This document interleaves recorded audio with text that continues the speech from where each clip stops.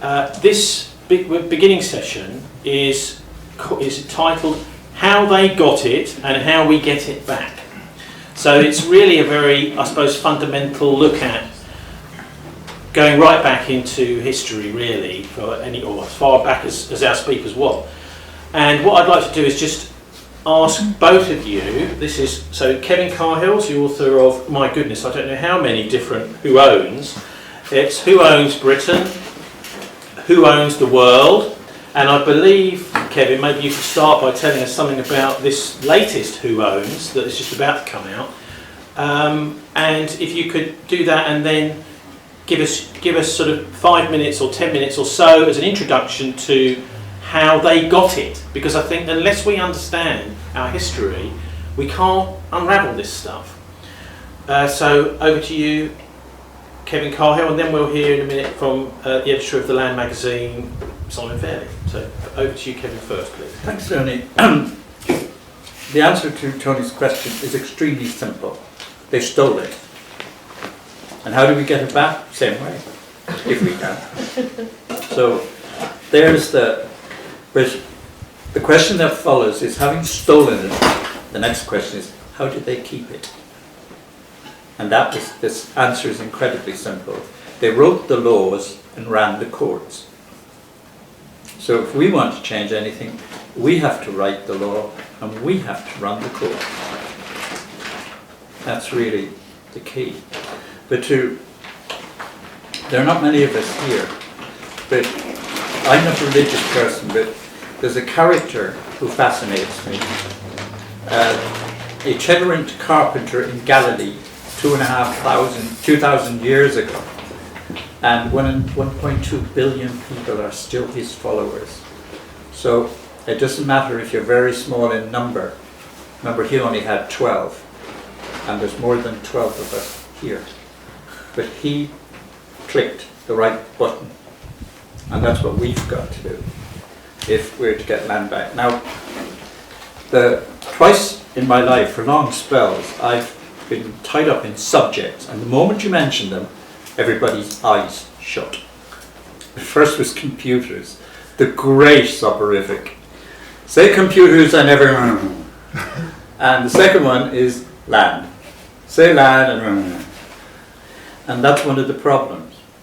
Computers were dangerous from day one, and nobody noticed. Everybody went to sleep. Land is dangerous in a different way. A very small group of people have it, and we don't. And that's, if you have enough assets like land, you can shape everything. That's what the guys who stole it first. They were all guys, by the way. Girls didn't feature much in the great robberies of history. There's one or two there, but not many. Most of them were thugs of the male persuasion. So one of the simplest example is the Norman Conquest of England. A very small, relative to the population of England, which was about 4 million, maximum of 20,000, and I think it was probably a quarter of that. The numbers always get fiddled in history. The winners always multiply the numbers. You know, the Persian army at Thermopylae was 1 million. There weren't 1 million people alive on the planet at the time. Well, there were, but not many more. So the numbers are fiddled. What the Normans did was they headed straight for the landowner's house. If there was a daughter, they grabbed her, raped her and married her. And they turfed the local laird out. That's how they did it. They did it at the point of a sword. And that's how most large land holdings were created. They've been held because when these guys got the land, they got money, rents.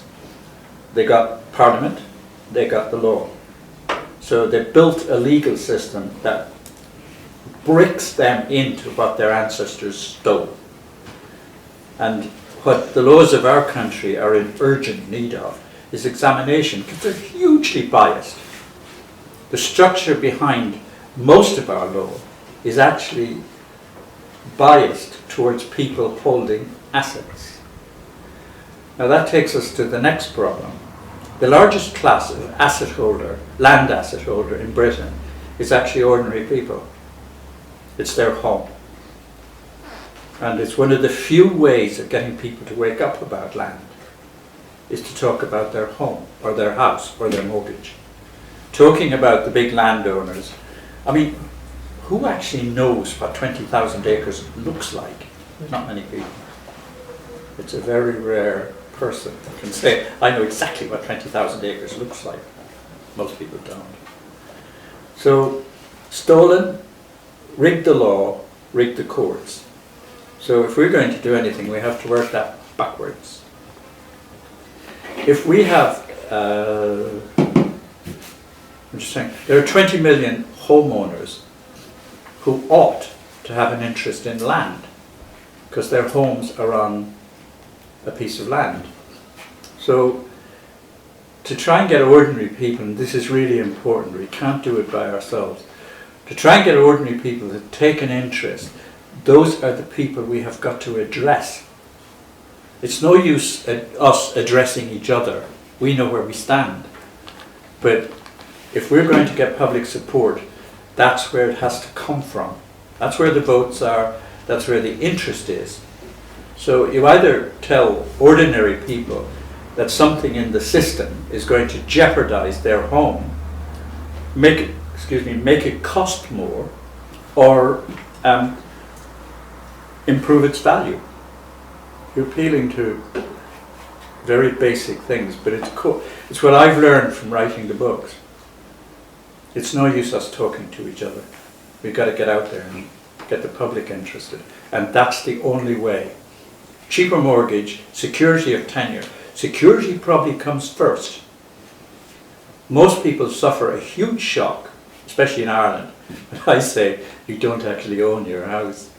Well, you own the bricks and mortar, but you don't own the plot. Here in the United Kingdom, the Queen does, and in Ireland, the government does. Most of the Irish think that with independence, they became landowners. No, they didn't. They are feudal tenants, just like everybody here with a freehold. And that, as a shock tactic, that really works in Ireland. It's a real, you speak to an audience and explain carefully, the government owns you a plot. They get really upset. They thought they fought a whole war of independence so that the government didn't own their plot. And it took 2 constitutions and paragraphs after paragraph 37. Most people read the preamble to the Irish Constitution. They never read anything else. But there were 3 paragraphs that transferred the Crown's ownership of Irish land to the Irish government. But that gets a response. Now, to come back to our country here, the United Kingdom, it's not a land of happy homeowners, because most people, their children are not going to own homes, thanks to the policies of successive Tory and Labour governments. The Labour government did nothing to achieve security of tenure, i.e. give people the ground their house is on. Security of mortgage, you're still, if you lots of things happen to ordinary people during the course of their lives. They become unemployed, and everybody who has a home should have an automatic insurance so that if they lose their job, the mortgage is paid. It's really simple, but it's simple things like that that we need to start with. Otherwise, we're not going to reach the people who can change things. I've told you about the shock to the Irish to learn they don't own the patch. The government does. The Irish hate that. The Irish hate their government, like the right-wing Americans hate theirs. And the right to hate their government is it's useless. I speak from first-hand experience. It wastes more tax than our government here does. It tells its people far less than even our useless government here does. And what's the third thing is? And there are 1 million homeowners in the Republic, 90,000 of them are facing repossession. That's nearly 10%. And that arises from the bank crash. The bank crash was another exposure of the flaws in the system. Lloyds Bank ran a fraudulent branch in Reading for years, and the board knew, and nobody did anything. And they got a police commissioner, nice chap. He was 4 rooms down the road from me in Sandhurst. He's put the fraudsters in jail, and he's hounding down on Lloyds. Now I'm trying to do this to the American government. Tony's picked a small target, just like Lloyds Bank. But it took somebody digging in and saying, no, these people defrauded all these small businesses and people got chucked out of their homes. But in Ireland, the banks defrauded everybody. And there are 4 or 5 of them in jail, but not for anything serious. The banks wrecked the Irish economy, and they put 90,000 homeowners in jeopardy. Now that sounds to me like grounds for a revolution. Repossession stuff here happens not quite the way it happened in Ireland, but there's the other thing where we could make a case that when you get a mortgage in a home, you get an insurance policy. So if you become unemployed or anything else, you don't get thrown out. Because what's built in our system is, oh, if you don't pay your mortgage, you're put out on the side of the road. This is garbage from history. This is what the people who stole the land in the first place constructed. So, how do we change? I've tried to answer how we change anything. Now, could I sort of let the audience come in? You've heard what I've had to say. But hang on, just before you do that, a couple of things are coming out of what you said, Kevin. I think one is you're talking about the ownership being by the Queen, the ownership being by the Irish government. That I think you need to just explain a bit more about the detail of that, because for most people, they've got the deed to the house, they can sell it to who they want, and the Queen doesn't get involved. If you ever want to see real monarchists in action, take Canada. The Queen owns all the, same as here, all the land. If you read the government, the last government Land Act, the preamble tells you your freehold is actually a medieval leasehold. The Crown is the owner of the land. There's only one owner of land in Britain, the Crown, that's it. She isn't in the land registry because she's behind it. So it doesn't affect most people most of the time. But during World War II, lots of people had their estates taken over. The Crown did not pay rent to most of them on the grounds the Crown owned the land anyway. And of course there was a real emergency. So, but that's not widely known either, that the government substituted, payments for breaking down the fences and things for rent, because it wasn't thought proper that the Crown, in defence of the realm, should pay rent for the land it needed.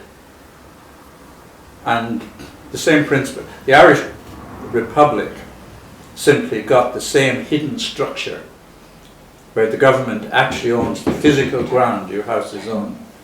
Again, most of the time it doesn't affect people much. But if the Republic had a decent government, it would give the government the opportunity to seize the ground of the houses that are being repossessed and stall the repossessions. Nobody seems to think of that. Anyway.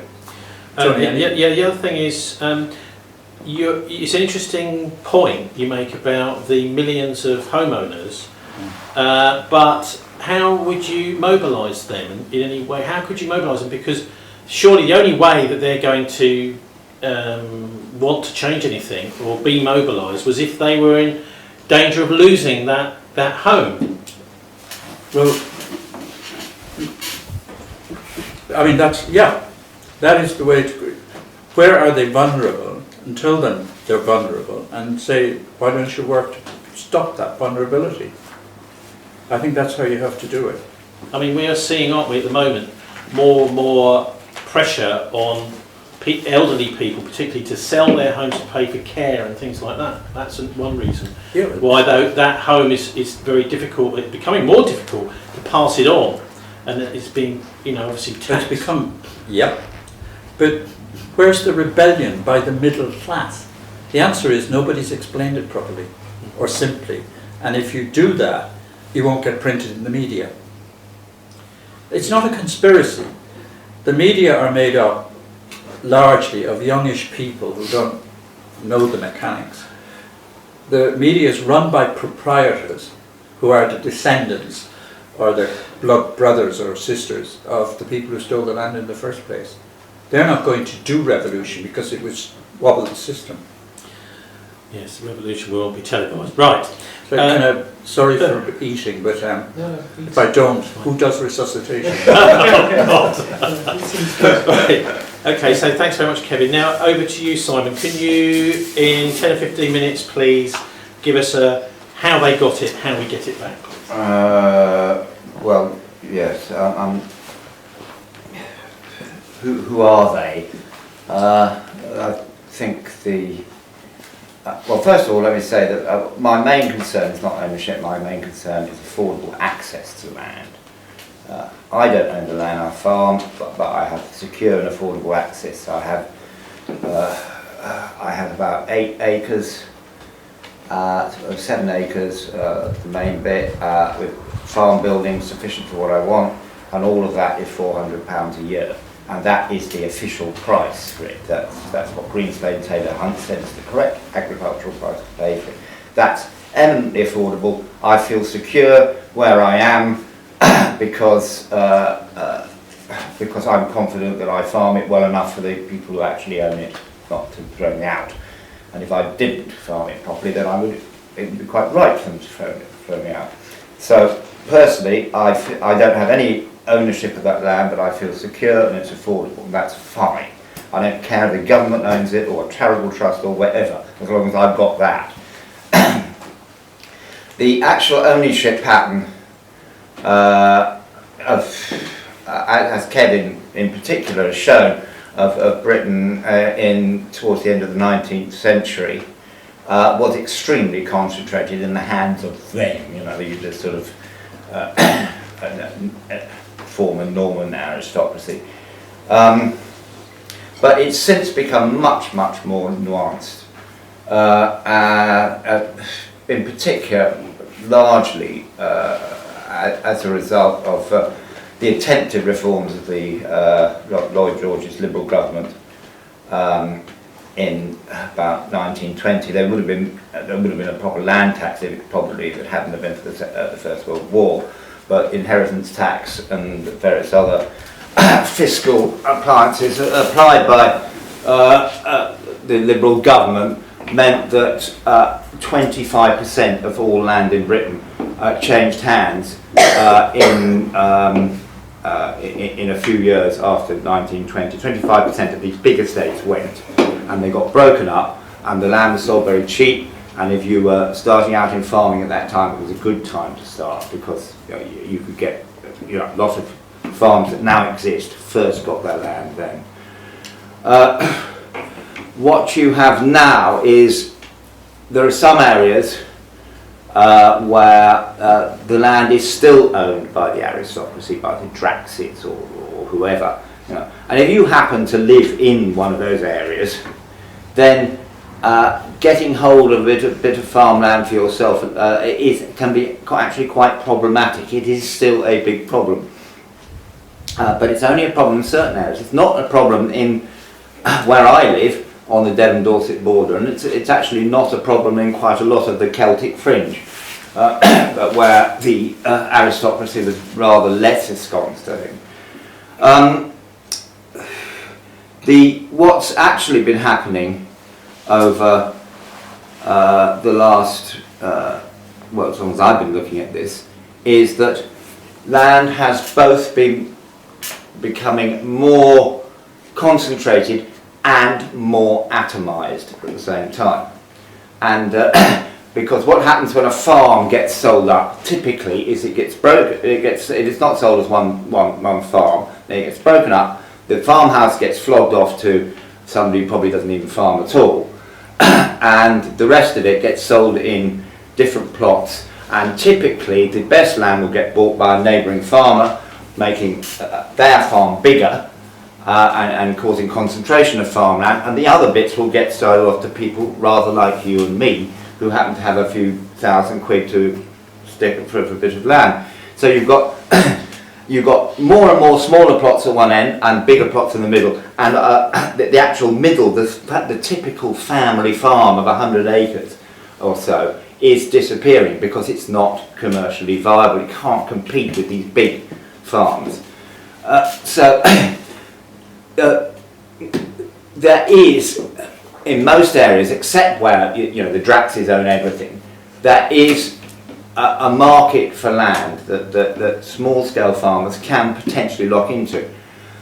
The other problem is the cost of it. When I used to live at a place called Tinker's Bubble, that most of you probably know of, that was bought in 1994, and it was £1,300 an acre. Right. It is now worth about 9 or 10 grand an acre. Well, not counting the planning permission, which sent it up to about £1 million. Land has rocketed in relationship to the cost of living and everything else, for a number of reasons. One of them has been the subsidies. When the subsidies became land-based in 2004, then the price of land really rocketed, because you're basically just handing out money to landowners. And subsidies typically go towards landowners. But the actual problem is kind of more deep-seated than that, and really you need to look back at what classical economists such as Ricardo was saying, particularly Ricardo. And his analysis was that if you've got a scarcity of land in any economy, and as the economy grows and creates more profit, all of that profit above what is necessary to keep people alive at a recognised standard of living will tend towards the landowner. The reason being that if there are 100 people after 50 bits of land, then they will keep bidding up and up to the point where bid more and more for that land, to the point where the bidding will stop when it simply is not economically feasible to farm it. And so all the profit is being siphoned off into land ownership. Now, over the last 100 years or so, I need to stand up to do this. You have, I have to do it backwards as well. I've got two graphs, and one graph goes like that. Yeah, so you've got about 1900 up here, 1950, 2000, right? And the other graph goes like this. Starts at 1900 and it goes up like that, right? A little bit more of a curve in that graph than the other one. Okay, so this graph here is the price of food. It's at when I plotted it, it's the price of wheat, but actually that reflects the price of nearly everything except beef. The price of food has gone down and down and down, making it cheaper and cheaper for people to live, for obvious reasons why industry likes that. This one is the price of housing, and it's gone up and up like that. Are these two linked? Well, of course they are. What's happening is all the money that's being saved by this cheap food is going into the hands of landowners, and that is what's putting up the price of land, both farmland and the housing land that Kevin's talking about. And that's the deep underlying process that's going on, and it makes it very, very difficult for anybody wanting to start farming to compete. So that's, you now have a situation where, well, Adam Smith in Wealth of Nations has a little passage where he states that a decent price of rentable land, the price of land should be what he calls about 20 years purchase. Now 20 years purchase means that 20 years of the rent is sufficient to buy the land, and that's what it should be, maybe 20, maybe 30. At the moment it is about getting on for 100 years purchase, i.e. the rent of the land at £100 an acre, agricultural rent, it would take 100 years of agricultural rent paying to buy an acre of land at 10,000, and that is manifestly unaffordable. It's unaffordable for anybody wanting to farm, because the £100 per acre reflects what a normal farmer could make from that land.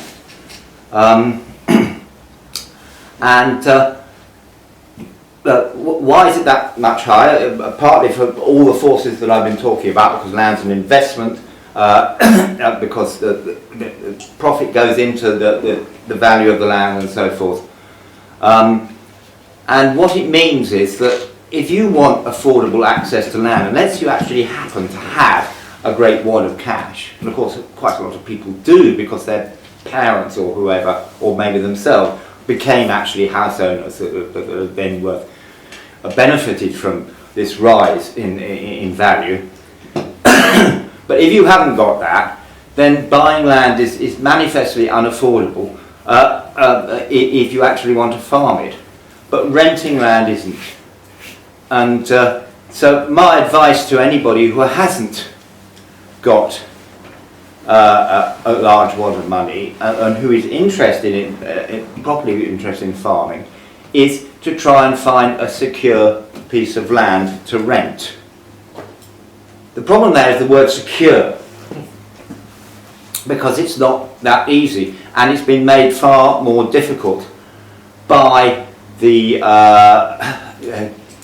legislation introduced by guess who, Margaret Thatcher of course, to make farm tenancies basically insecure, in the same way that she also made tenancies for residential housing more insecure. And so that doesn't mean that, so most farm tenancies are not very secure. But it is possible, it's still possible to make a secure tenancy, and that's what I would advise people who really want to farm and manage land to do if they cannot afford to actually buy it.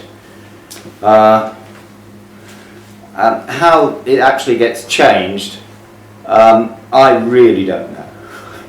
I do not know how that situation is going to change, because the whole thing is a very large macro problem which goes right back to the roots of capitalism, and the number of people who are actually interested in affordable land for farming is pretty bloody small. So I can't see how it's going to change. One other thing that's worth considering, I think, is that, like, I would like to see a lot of these big estates dismantled, but I just don't think that the time is politically right at the moment. But what you also have is a quite significant change in the atmosphere of quite a lot of these owners, I think. I mean, I have a friend, well, he's actually the son of my partner, who lives in a bender in Woodland. He has done for, well, without any planning permission or anything. He runs a charcoal business there, and firewood and so forth, in some woodland in Cumbria. Well, that's on the Holcombe estate. It's a huge estate, one of these bastards, but they actually really like him being there, and they've offered him a place, and he's been there for 10-15 years, and that works. Okay, it's not always like that, but what I think is quite interesting is that the current generation of big landowners, right, are now in their sort of, the ones who are actually at the top of the family, the oldest surviving lord or whatever, are now in their, about the same age as me, really. And most of them have inhaled, if you know what I mean. They quite a lot of them have absorbed the sort of revolutionary ardour of the 60s. Maybe not all of it, and of course it's tempered by being aristocrats. It's a bit like Prince Charles, he's a bit a hippie and a royal bastard at the same time. And they're a bit like that. But there are ways, I keep hearing of things happening on some of these estates that you think, oh, okay, a bit of real politique here. Maybe if you want to actually do something, I can't see that those people being toppled, much as I'd like to see them toppled in the near future. Maybe offer them some more dope. Okay, Simon, you interesting quoting these various economists, Adam Smith and people like that. One story from February this year was the former Bank of England governor Mervyn King saying that there is going to be another crash. It will be, well, the previous one wasn't a crash, it was a bailout in 2008. That we have a £166 trillion debt overhang. At some point, that bubble is going to burst, that property bubble, that stock market bubble is going to burst. And I just wondered if you've got any thoughts about how that might affect this unchangeable force that's been building up historically. If that happens, because that's what the former governor of the Bank of England is saying, it is going to happen, folks. Well, there will be another crash, because that's how... A reset. That's how capitalism works, in cycles of boom and bust, doesn't it? And maybe they're getting worse and worse and worse, and maybe there will be the ultimate big one, but they just print more money, because money's it's all based on on paper promises, really. You just print more of them, and off we go again, on another one. I'm not saying it's going to last forever like that, but it almost certainly won't. But I've been waiting for capitalism to collapse ever since I was about 19, and it just doesn't happen. Well, the counter argument to that is that at the moment the wealthy are sucking in vast amount more money with the system being as it is, building up massive debt. So I wonder if... There is increasing inequality at one end, yes, at the top end. There's actually increasing equality, it appears, so they say, on the global level. Okay, so I wonder if both of you can now, maybe you first again, Kevin, you can talk about the practical measures that we can take as activists to places, I suppose, where we can go to make our presence felt. I mean, if what you're saying is true about there being this kind of residual resentment out there that isn't really being tapped into, where should be, say, the focus of action? I mean, traditionally, this group, what we've done is we've just turned up at a place for a weekend, phoned up the local press and said, we're here, made a bit of a fuss, and it has actually had a resonance with people that come out, talk to us. Also, with the Labour Party government under Tony, sorry about mentioning him, Blair, we did actually get some real movement with things like the Right to Roam in cooperation with the Ramblers Association. There were some real changes that happened with just a little bit of pushing in the right direction. So I wonder where you think we should be focusing our efforts when it comes to exact points in society. Where should we be pushing, really, is what I'm saying. Well, I've kind of already said it. Where all the votes are, homeowners, people with a stake. And it's sort of Project Fear. You have to tell them that especially people with mortgages, your situation is not secure. It's built on sand. and when the sand shifts, so you'll lose your house. I was going to say, I've seen, and it's a terrible cynical thing to say, and I'll put it, I've seen revolutions, none of them work. Some because I shot at them. I was in the army. So the first time I was posted to Devon, if you can bear a very brief story, there was a picture in the mess of my regiment down in Honiton. And this was Ensign Maguire on the Forlorn Hope at Badajoz. Forlorn Hope is a kamikaze mission. They never even found the bits. And I decided, as soon as I saw that picture with the slightly Irish, I thought, I don't do forlorn hopes. So attacking, if you like, the enemy, the aristocrats, frontally gets you nowhere. You've got to go where there's a reason for getting change, a reason that lots of people can understand. And the lots of people in this country are homeowners. And it's extraordinary that they are divided between three political parties, none of which look after them.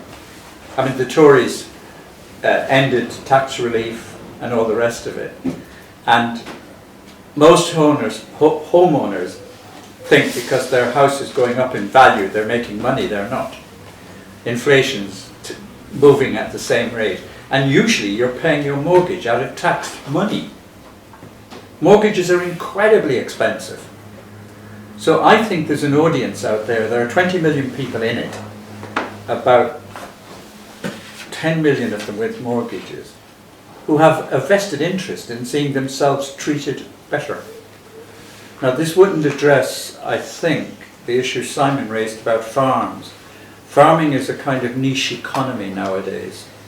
Not many people in it, lots of assets, all sorts of other things. But my answer to Tony's question is go out where the votes are, find out what the interest is, and find out if that would serve a good public purpose. And I think security of tenure on your home especially is good public interest. Okay, I'll ask you the same question, Simon. Whereabouts should effort be focused, do you think, in terms of pressure points out there in society where we should be taking this fight and making it public? Well, yeah, I'll take two areas. Well, firstly, farming. I think I'd like to see more people learning how to farm decently and how to working out how to make money out of it, finding a bit of land by one means or another, and farming on a small-scale, sustainable way, providing local food in a way that provides a complete contrast to the way large-scale industrial farming is going at the moment. And there's a market out there, you've just got to find it. In particular, the land that needs to be focused on really is the green belt around the cities, because that's where the market is. There's huge markets, and people pay £4 a litre for raw milk in London. Well, I mean, they pay £5 a pint for bitter, so it's hardly surprising they pay £4 a litre for milk. You can make a bloody good living out of 3 cows at £4 a litre. I make half a living out at £1.20 a litre. The land's there, it's doing absolutely sod all. It's got a few nags on it and a whole load of dock and thistle, basically, most of it. There's only one problem, which is the planning, and that's where I think anybody who's interested in access to land for sustainable farming, we need to be looking at not at little scraps of land in the back end of Devon and Cornwall, but right next to where people eat food, which is in the towns, and all that free land, which isn't, not free land, but land which isn't being used for anything. That's where I think we need to, and I'd also say that the group that is tackling this best by far at the moment is the Land Workers Alliance.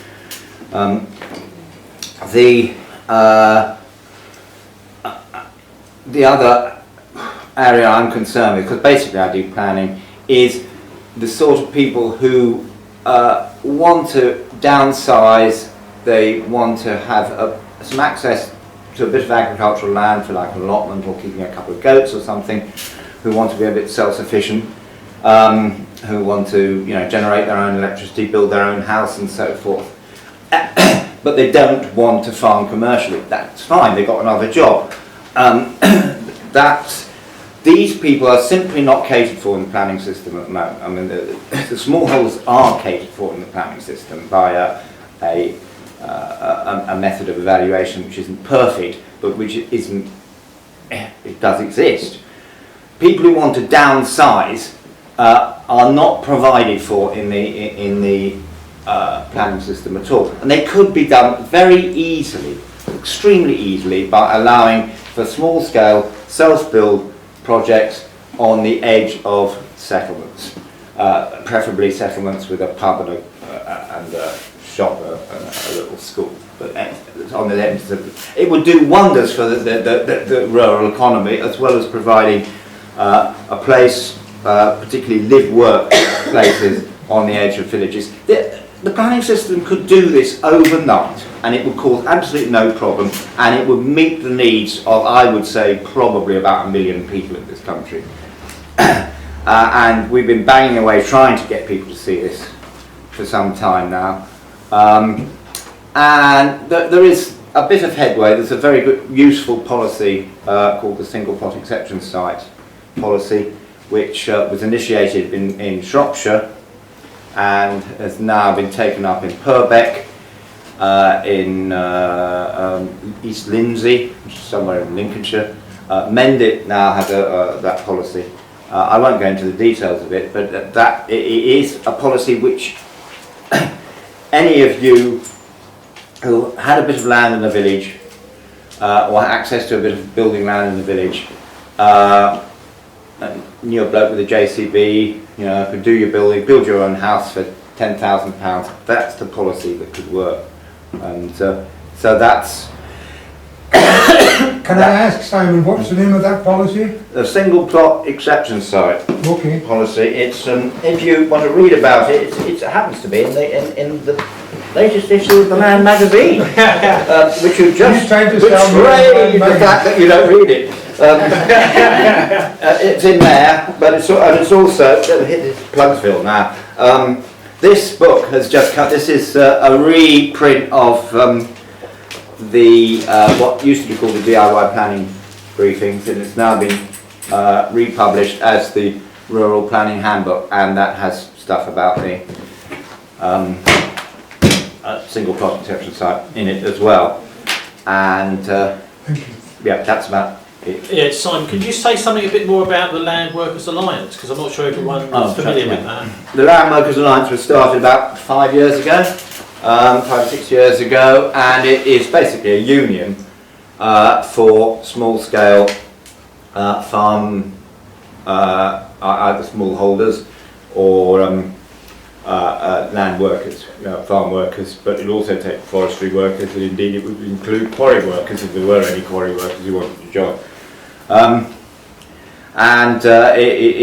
It's done some very effective lobbying at quite high levels, both in the EU and with DEFRA, to try and get the powers that be to realise that small-scale farming can be viable, and that there is a lot of demand from people who want to do this. So people want to farm, not everybody obviously, but the way mainstream farming is going is basically that they're automating everybody out of it. They're busy designing machines that just don't need humans. And so if anybody who wants to actually work the land has got to fight for it. And it's not just a question of ownership, it's a question of planning and of what we want to produce in the way of food and how we get it across to people and how we market to people. All these things are important, and they are, at the moment, they're best being tackled by the Land Workers Alliance. But it is a union, which means that you, in order to join it, you need to be a land worker.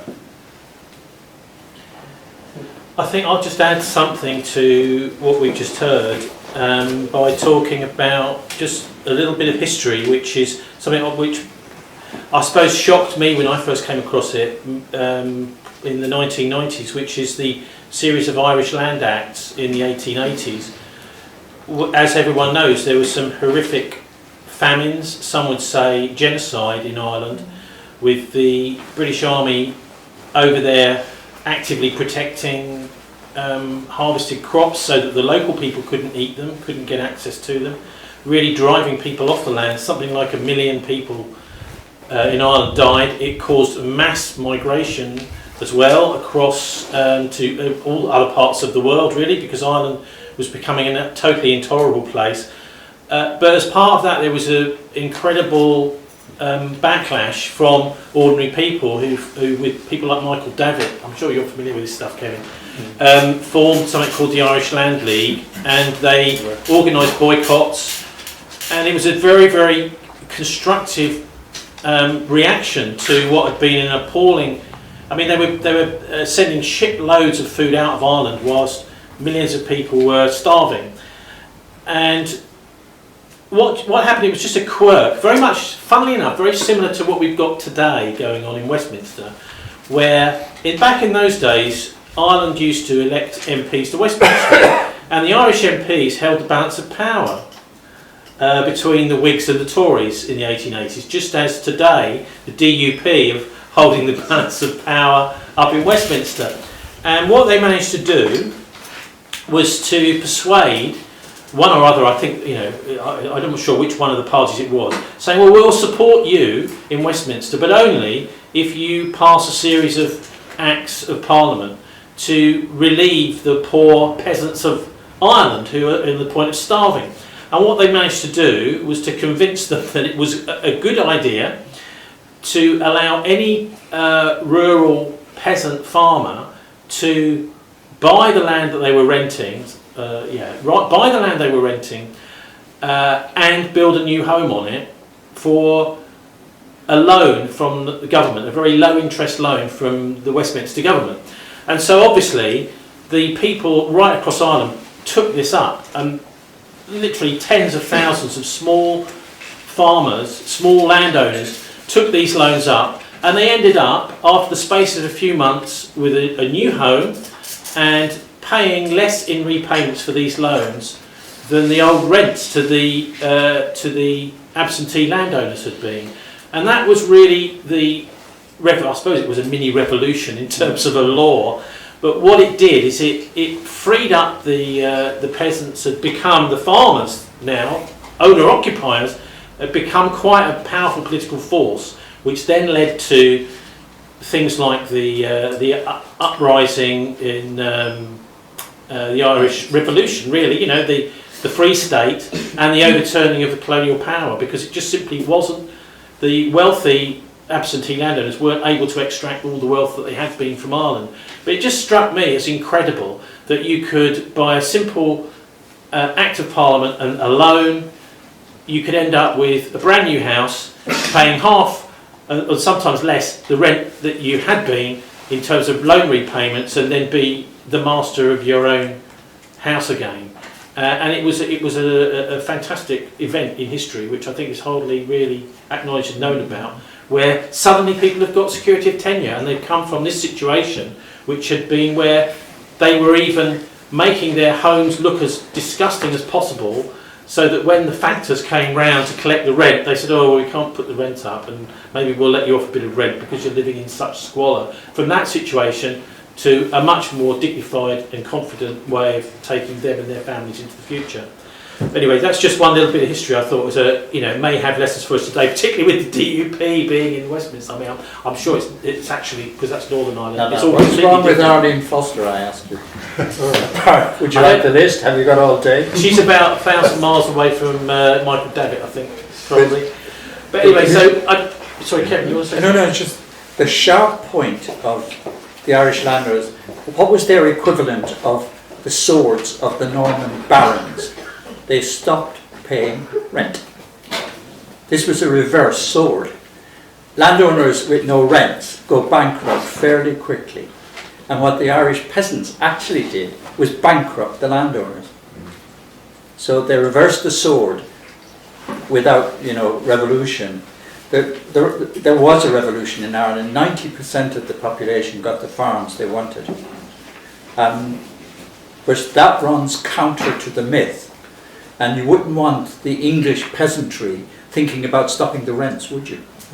So the story was told another way, but the true story is that they just stopped paying rent and the landowners went bust and had to be, the mortgages and everything weren't an act of generosity.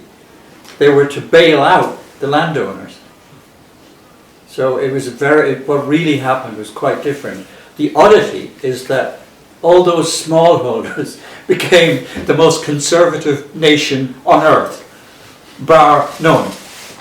They are so, somebody once said to me, what's politics like in Ireland? And I said, we have 3 conservative parties, Fianna Fáil, Fine Gael and Labour. The country became incredibly, when people got their own possessions and security of, we haven't stressed this, security of tenure was an enormous issue. But once they got it all, the revolution didn't have to be shot. It just petered out. Nobody wanted revolutionaries, threatening the lovely, stable setup they got.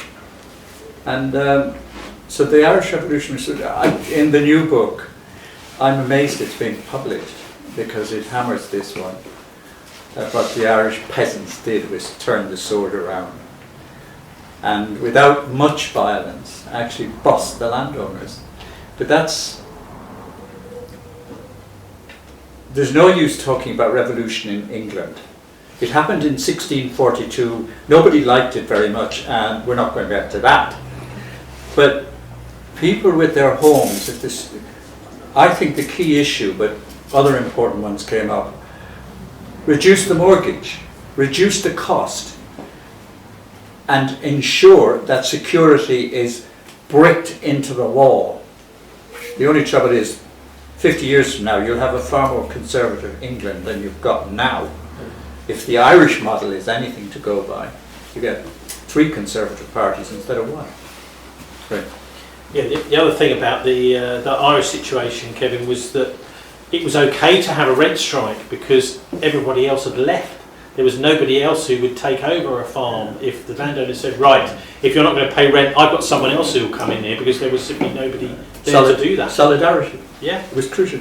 And one of the crucial people, and this is the division between roughly what Simon was suggesting, what I'm suggesting, Paddy Ashton's great-great-grandfather was one of the most crucial figures. He got the landless peasants, he mobilised them. He didn't get, it was Michael Davitt as Tony tells you, who got the land campaign going. Daniel O'Connell took people with nothing, and nothing is an inadequate description. The state of the Irish peasantry in 1840 was the most catastrophic on earth. There was nowhere as bad. The country was over, and all sorts of things. But the key thing was, 2 things happened. Political revolution led by Ashton's great-great-great-grandfather. And then Michael Davitt brought in the practical thing. Stop the rents. And but there was something fairly important to add. But this is what I'm suggesting is, go where the votes are, like what Daniel O'Connell did. Most of them didn't have votes, but the crowds were, he would address, he'd address crowds of 1 million people. Only the Pope's ever done that in Ireland. But Paddy's great-great-grandfather did it. He mobilised the people. Davitt said what to do. Right, have you got anything else to say, Simon? No, I think we've just asked for questions now, please. Well, if I can ask just 2 questions. One relating to the price of land, the lack of affordability of agricultural land. Around here, all the land is bid by 2 multimillionaire bankers.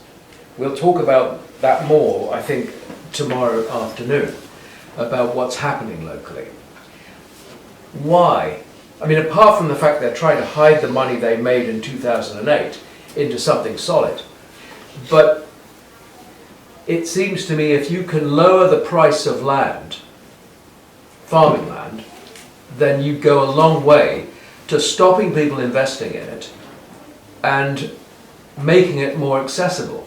So, you know, how do you do that?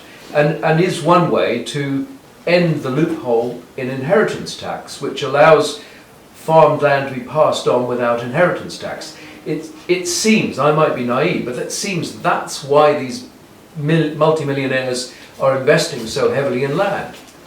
So that's my first question. And the second question is just looking to the future. It's fascinating to me. I never realised that the Queen owned the land, because the big challenge I see for the future is sea level rising. In a culture of land ownership, what the hell do you do with these people who are suddenly displaced? Because everybody says, you can't come here, it's my land.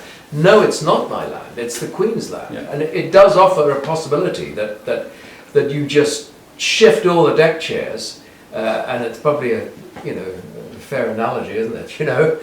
Because it's the planet Titanic, virtually. But nevertheless, that could be the way of motivating people by making your 20 million homeowners recognise that there's something up ahead that just doesn't figure, and they're going to be part of it. So they need to maybe take note of it now. I think this is Simon's one of it, especially about tackling the farmland. Yes, well, I have no idea how we get the price of land going down. I don't think anybody does. I mean, getting rid of farm subsidies one way or another would help. Yeah. But that's certainly not all of it. And even if it goes down, then it becomes a more attractive investment in because it might go, buying stuff's cheap. Land value tax or some way. Well, there's a land value tax. It's certainly one way of looking at it, and yes, I mean, land value tax is. I mean, we could spend the whole day talking about land value tax, and it has some problems, I think, but it probably is the best way of tackling that, or nationalisation of land, and then having it rented at a fair price. These are all systems, but I mean, politically, nationalisation is just not going to. Half the Labour Party aren't interested in it, or most of them. That's not going to happen. Land value taxation possibly might, but how it applies to small scale landowners is questionable.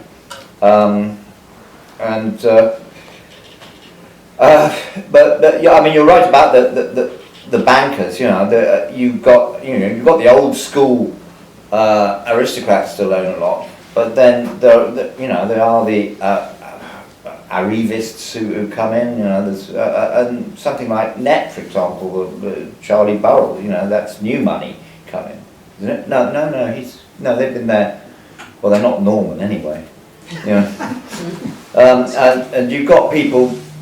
Some of the nastiest landowners are people who come in and bought stuff that was once owned by the Normans and is now. But James Dyson.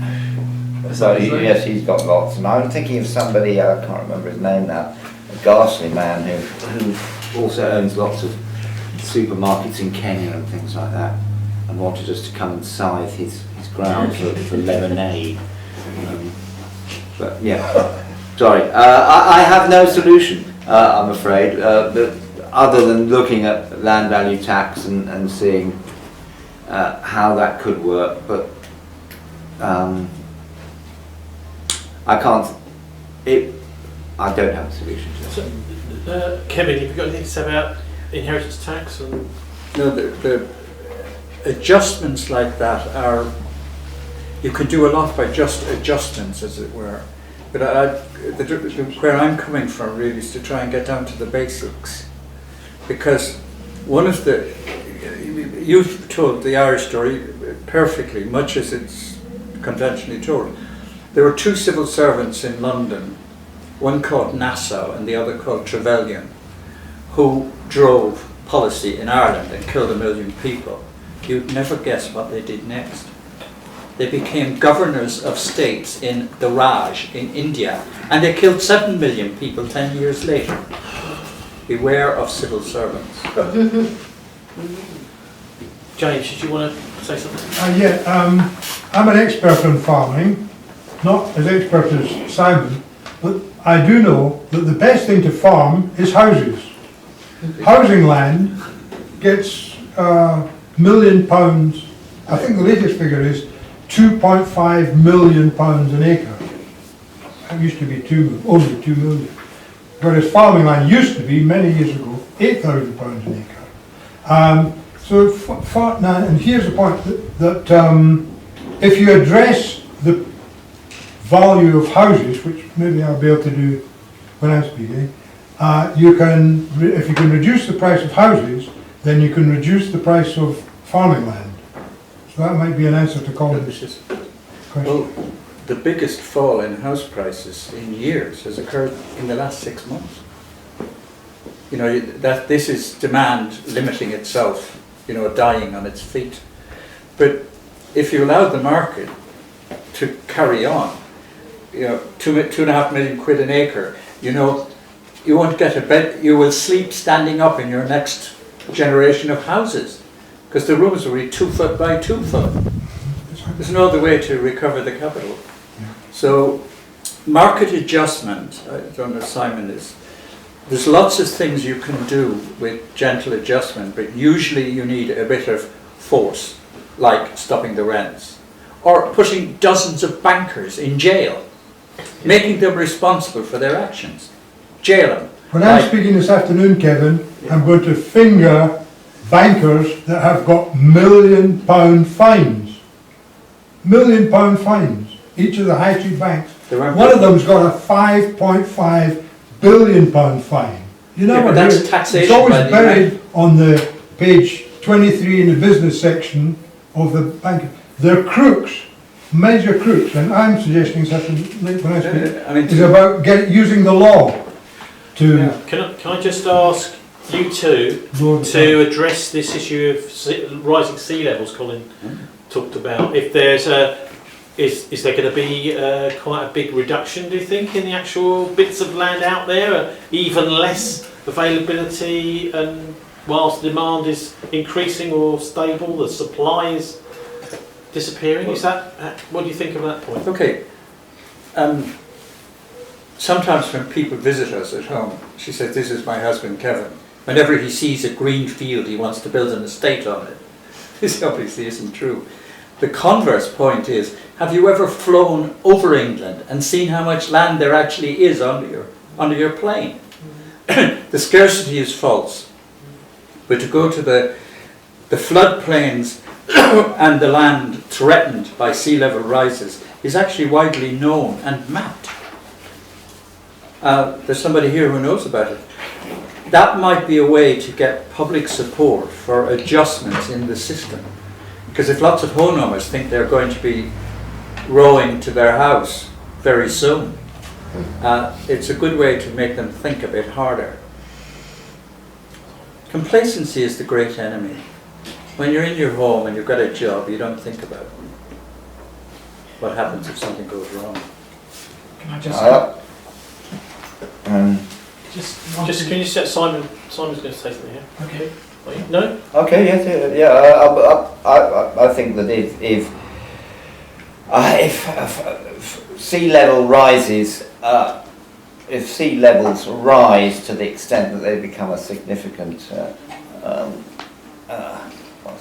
really serious amounts of flooding on coastal communities, then that will mean that basically the world government has failed to address global warming and climate change, and there will be far greater repercussions going on than simply that, and the whole structure of society will change. So to actually try and address what do we do if there's flooding, that's a tiny part of the question, which is what do we do if global warming goes into full gear. Well, was that a disagreement? No. It was a I mean, if you, there are countries in the world where, like, Bangladesh, where it will be just completely wiped out. So Yeah.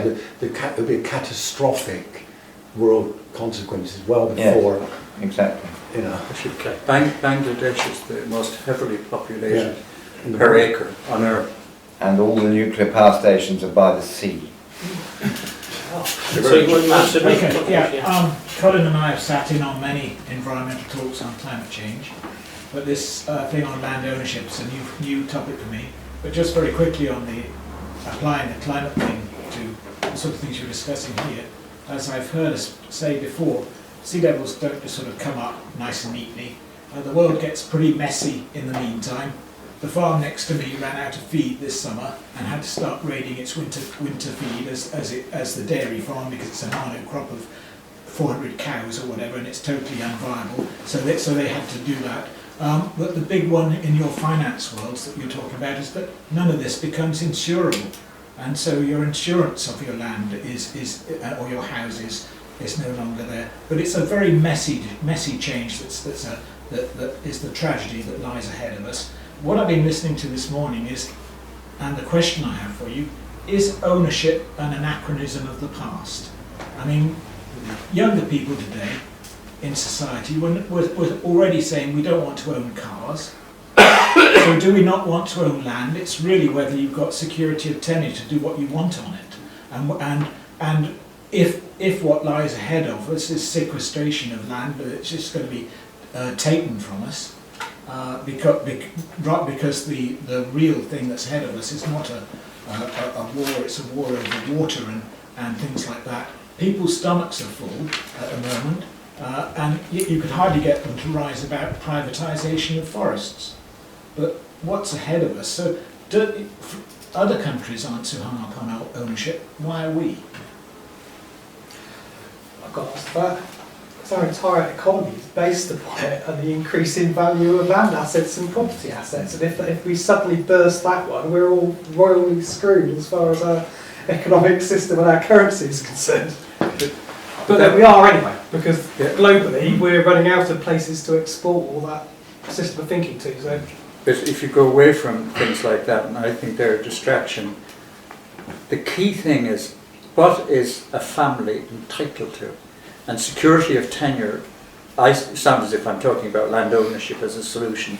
It is a solution, but it's a solution to that. A family is entitled to have a roof over its head as a right. And the system that has evolved here in England in particular is home ownership.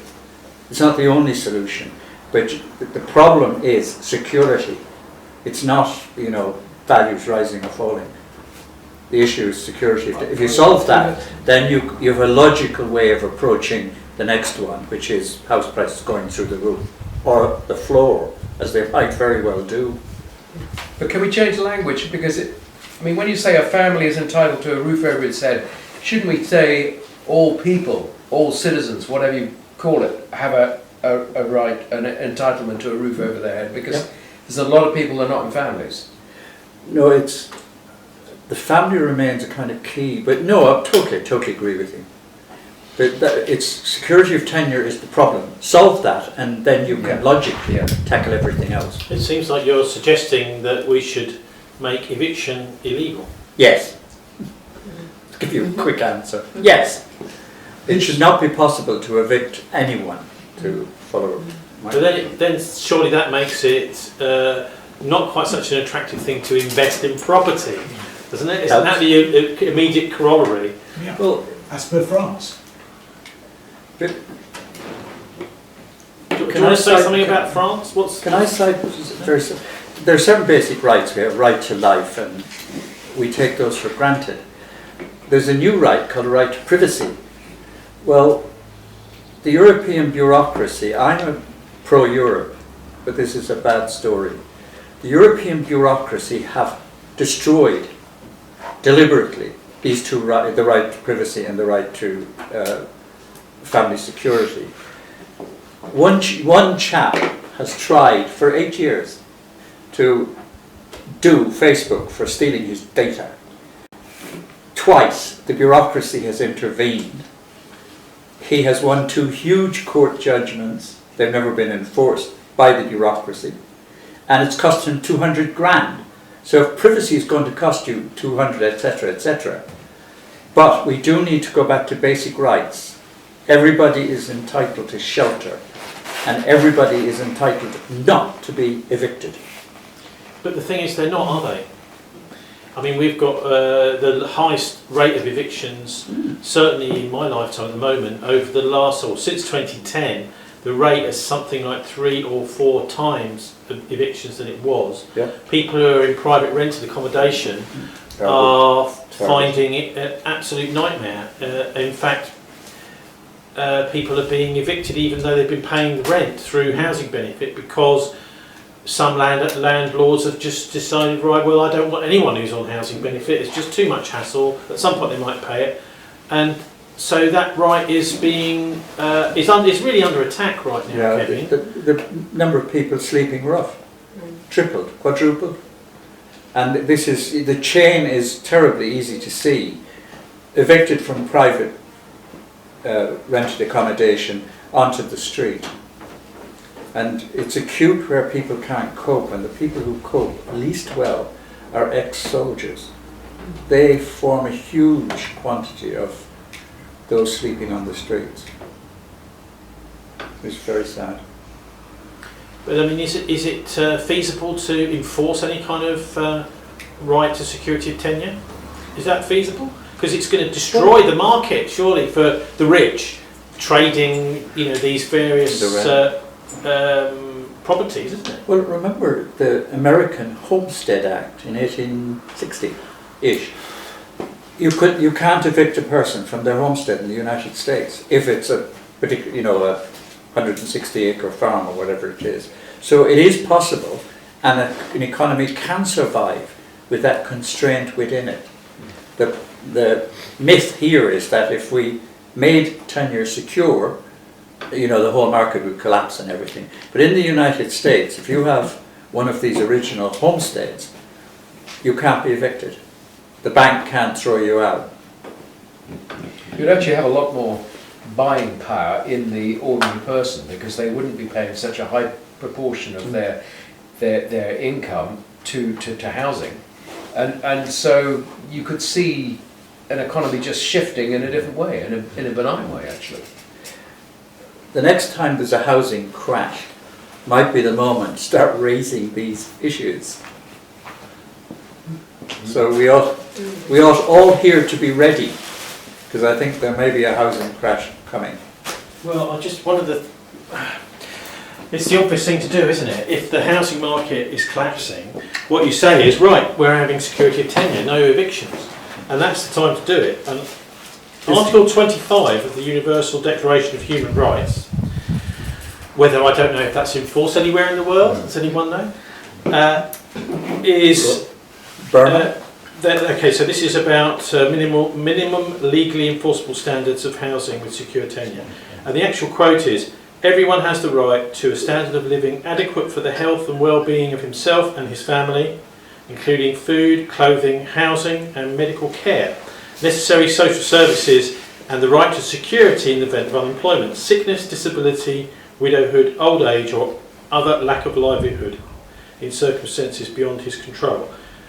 So this is there in the Universal Declaration of Human Rights, it's just not enforced. And I suppose the time to enforce it is when the crash comes. But anyway, any more questions? But that's, in a sense, this is what Paddy's great-grandfather, he roused those with nothing. And then they discovered there were tenants. And Michael Davitt came in and said, what you need is, it wasn't there at the time, what you need is this Declaration of Rights and security of tenure. Well, however that's even achieved by ownership, there's lots of ways to do it. For instance, I mean, in Brussels, there are quite tight laws about renting. You can't throw people out on the side of the street.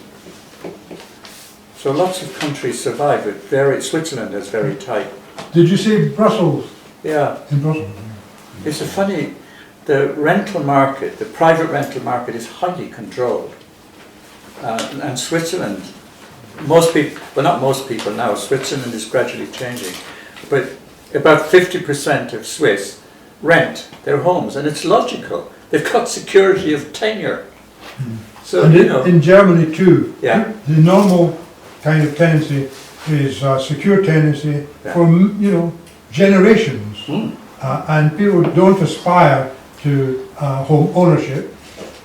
And this afternoon I'll be talking about the evils of so it's not really- mortgages based on home ownership, which is being hyped up in this country. I mean, you would think that any party that campaigned in a general election on security of tenure would be the winners. Anyway, Ram, do you want to say something? I have a quick question to ask. It's about the interface of computers and land, which you said from dangerous from day one computers were. But Kevin has written another book on trade wars, very easy to read because it was done at the time of mainframe computer wars when Britain was colonized basically by the one who was colonized it on the computer field, and we suffer on it. And land data is, everything's getting digitized. All these, my point and the question here is, the land data, it has to be digitized. Yeah. Isn't it a place where we hold a real chance of, if we approach it properly, like the free software movement, how it has been a success, like that, in this licensing of land data is where the game is. And they're actually trying it out. I would say there is a cabal there. They're actually trying it out in the state of, newly formed state in India called Telangana, based in Hyderabad, is where GIS is being tried out to its maximum fullest thing. And GIS, Geospatial Information System, will address land banking with people in it also being banked on, land banks and people, because that's what the scientific analysis of computational data is. My question is to Kevin, am I banging on the wrong door here? Is it impossible, or do you think there is a chance? No, it's, the laws are all there. That Austrian I mentioned has actually won his cases, assisted by an Irish judge, naturally. But the trade war is still on. Yeah. And if you want to join me, come to Dublin in December, where I will be marching on the Supreme Court with a black flag. Data interferes with your personality, everything, directly. And 9 companies own 67% of all the data in Britain, and it's all stored in America by the National Security Agency. Now, what do you think they want?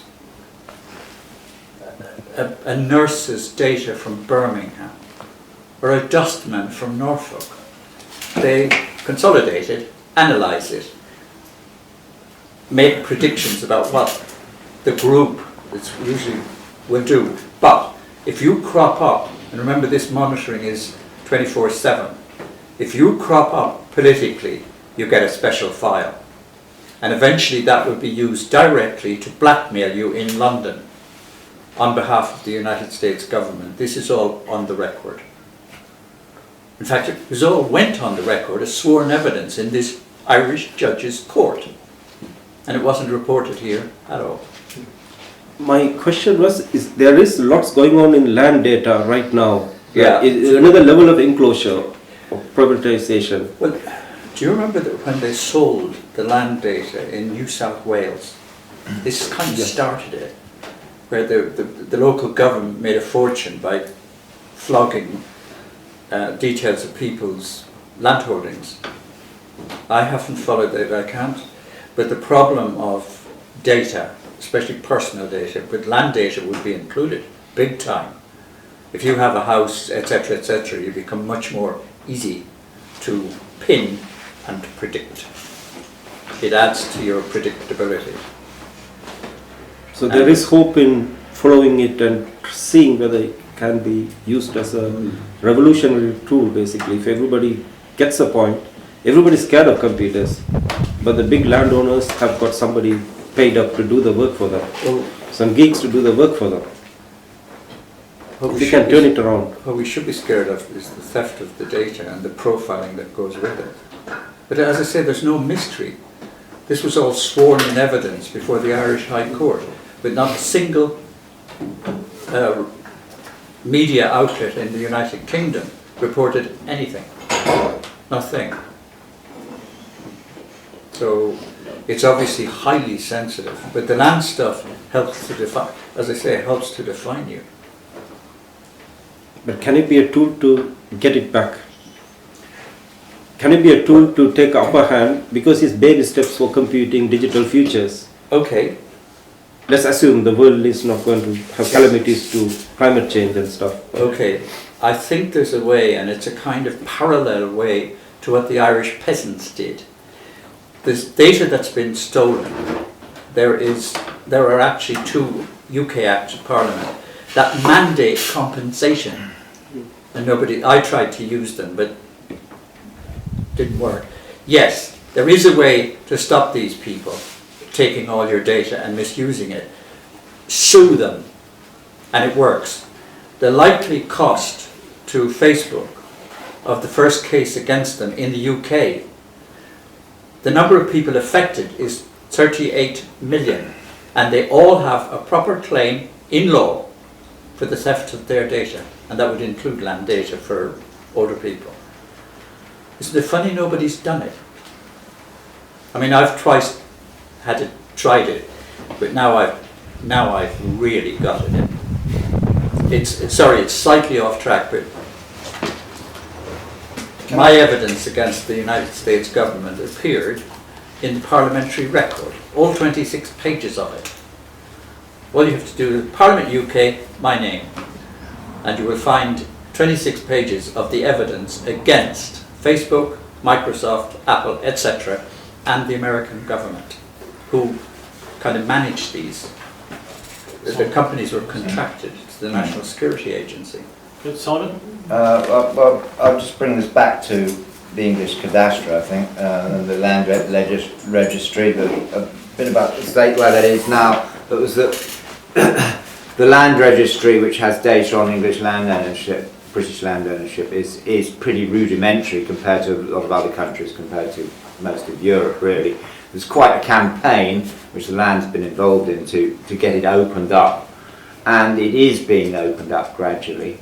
And of course it's been digitalised increasingly as well. There are benefits and dangers from this, as I think Ram is suggesting, that the benefits of transparent land ownership. Well, first of all, what we want is it free access or very cheap access for everybody to that data, not just to powerful corporations. But obviously the data can be used 2 ways. It can be used by people to find out what rich bastards are owning and how much they own and what they're doing with their land. But it's equally susceptible to providing data for speculators and also for helping turn land into a commodity. So there's 2 sides to it. But at the end of the day, transparent information about who owns what is essential in any democracy, really.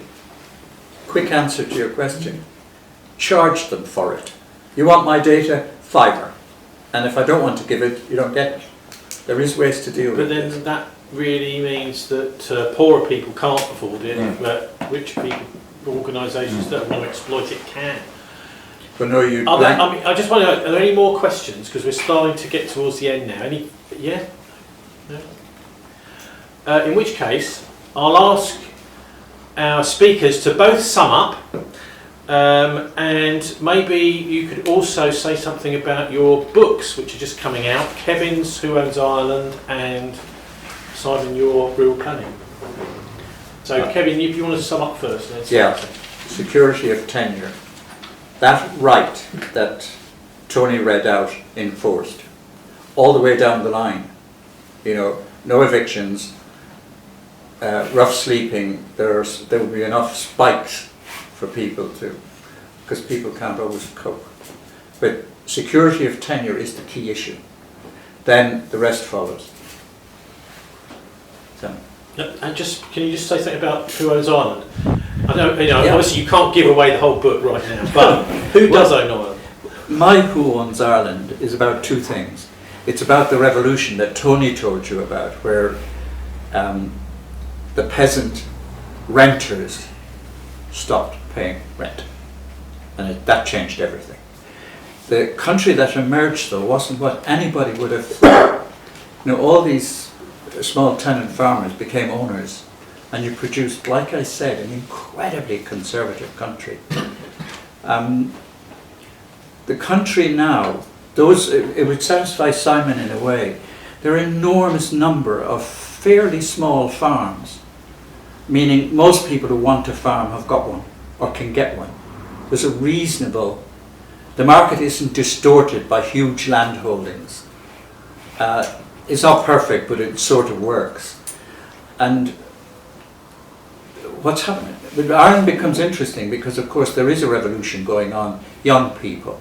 So young people have done same-sex marriage, abortion, divorce. The conservative Ireland that came out of the first wave of land ownership has been set on fire, burnt. So the book is it's about the evils that the landlords perpetrated by the abusive use of the law and the courts and the military. Here it was different, it was much more carefully done, but in Ireland it was brutal. So, but what you got first, in the first wave, was incredible conservatism. What you're now getting is young people saying, you know, we've had enough of these geriatrics creating our constitution, our laws and everything else, and that's what we need here. We need a real analysis of the law. What is the law really doing? And we don't get that. And when's it out?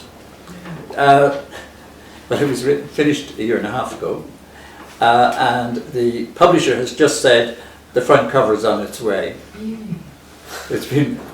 It's moved at an Irish pace, very slow. Right, Simon? Can you sum up out of the general discussion? I'm going to sum up from taking from an article published in The Land a couple of issues ago on this subject, and what we recommended there was: 1, institute a measure of targeted land taxation that directs most of the profits from the enhanced value of building land towards the public purse and reduces the returns to be made from speculative development. That was number 1. 2, from this purse, allocate subsidies for land-based activities, not as at present according to the amount of land owned, but in such a way as to promote the 3 pillars of sustainability: productivity, economic, ecological quality, environmental, and the number of people employed, social, with a ceiling on the amount allocated to any one person or private holding. I point out there that the present government is going towards the environmental pillar, but completely ignoring the social pillar. And a third policy that we advocated is to adjust the planning system so that the right to build is assessed not on the ability to purchase a plot of scarce and high value allocated land, but on the social and environmental benefits of the development, as is already the case with agricultural dwellings. So those are the main things that the Land magazine is advocating, and we do it through the magazine, which I advocate A, that you buy, subscribe, and B, that you actually read it, which is hard work, but put it in the loo. And the other thing is this, as I said, this has just come out. This is the complete handbook for anybody with planning issues who wants to create a sustainable livelihood in the countryside. And it's 25 quid. It's edited by me, but it's got contributions from Simon Ruston, Cathy Ashley. It's got a chapter on Scotland by Cathy Ashley and on Wales by Erica Thompson, and it's also got input from an anonymous retired planning inspector. Simon? Yes. Is it can you just maybe say is the whole situation for rural planning getting better, or I mean, you know, where do we stand with all this? Is I it think easier, more difficult? On the whole, it is getting better, I think. It's certainly better in Wales, where you've got one planet development creating, although it's actually a small number of projects and a bit out on a limb in the countryside. It's nonetheless changing the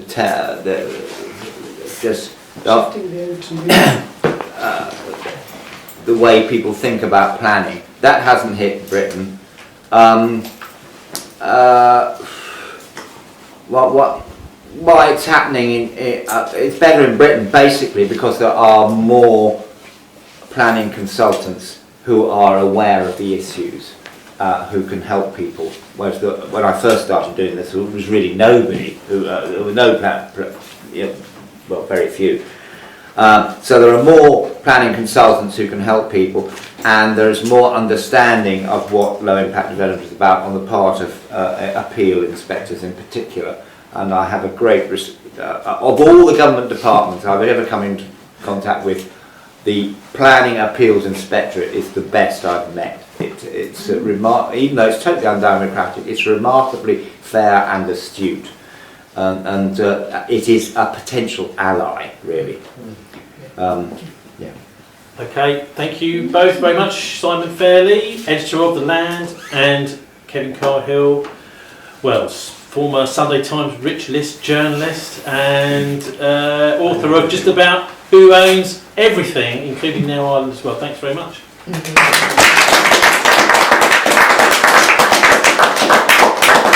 So we'll have about a half-hour break or so now. And, I've got the kettle on, so it'll be about 10 minutes. By the way, if anybody wants this, it's 25 quid, but you email me. And, I'll let you I'll still taking away, no? Yeah, I'll have one for I've got one copy